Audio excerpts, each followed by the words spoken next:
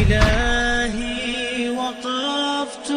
دموعي تسيل. سورة الجن کی اللہ نے پیریان واقع ذکر کرے دا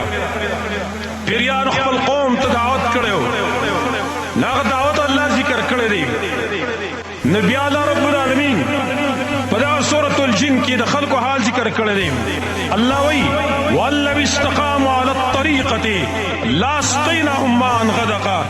کچرت دا خلق پسید الاربانی چلی دلی وی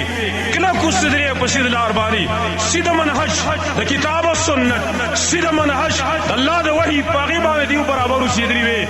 اللہ وی ما پدی بانے ٹیریو بس کولی وی ما بھی باران کڑے و پار ٹیم کے لیکن دیو پسید الاربانی روان نشولا میشہ دا پار کاگر روان دی دا خلق سبب اصل کی ردی دا پارسو دا صراط مستقیم نا اوڑیدل دا صحیح منحج نا اوڑیدل. هل أتى على الإنسان حين